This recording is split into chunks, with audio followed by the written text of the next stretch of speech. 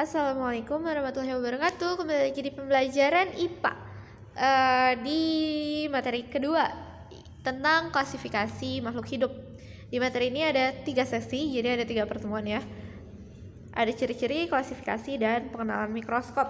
Pada pertemuan sekarang kita belajar tentang ciri-ciri makhluk hidup dulu. Menurutmu apakah tumbuhan makhluk hidup? Tumbuhan bisa jalan nggak? Bisanya merambat ya, bisa bergerak, tapi dia terbatas gitu pergerakannya. Jadi apakah tumbuhan makhluk hidup?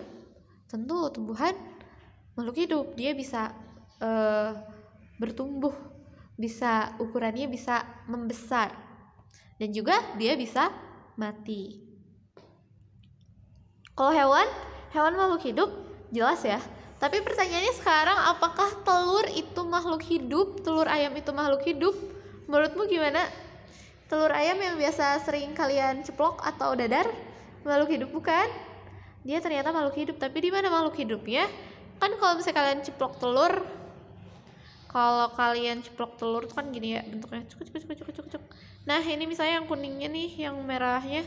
Nah itu tuh bukan organismenya, bukan bayi ayamnya, tapi itu merupakan cadangan makanannya. Jadi di mana bayi ayamnya? Ibu punya gambarnya. Nih dia bayi ayamnya. Bisa diperbesar. Ini bayi ayamnya. Jadi kalau misalnya telurnya terus dirami, akan ada bayi ayam. Warnanya biasanya merah-merah atau sedikit hitam, embrio ayam. Terus bu, kalau misalnya aku lagi nyeplok atau lagi dadar, kok nggak kelihatan ya? Karena itu masih kecil gitu, dia masih kecil. Tapi kalau misalnya kalian perhatikan, biasanya suka ada yang titik kecil warna hitam atau coklat. Nah itu adalah bayi ayamnya gitu. Jadi apa ciri-ciri makhluk hidup?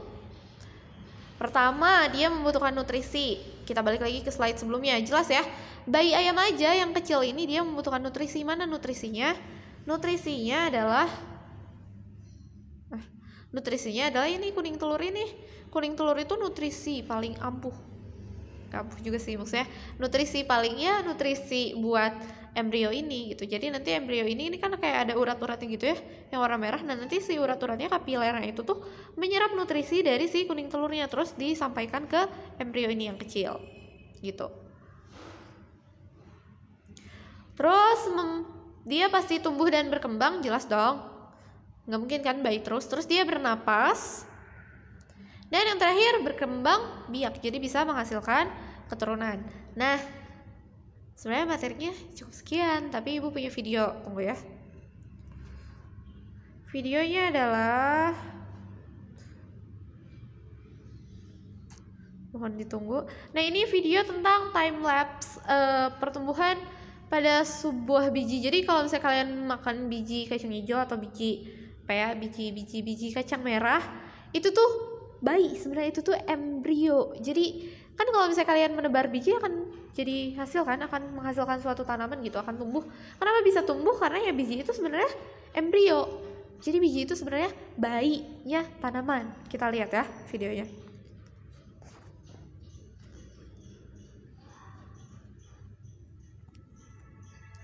Ini biji yang baru ditanam. Nah coba lihat, apa sih yang ternyata muncul duluan, tumbuh duluan? Ternyata akarnya ya. Akarnya dia panjang banget tuh sampai ke bawah. Kenapa harus akarnya dulu? Karena akar itu satu-satunya organ pada biji yang bisa menyerap nutrisi dari tanah. Makanya harus akarnya dulu yang tumbuh. Setelah akarnya tumbuh, akarnya siap, nah barulah bijinya juga akan tumbuh. Tuh bijinya lama-lamaan tumbuh. Bagus ya videonya. Bijinya tumbuh, akarnya juga akan tetap terus tumbuh untuk menopang kehidupannya. Nah kayak gitu. Jadi embrio, jadi ini bayi ya, sebenarnya bayi tumbuhan gitu.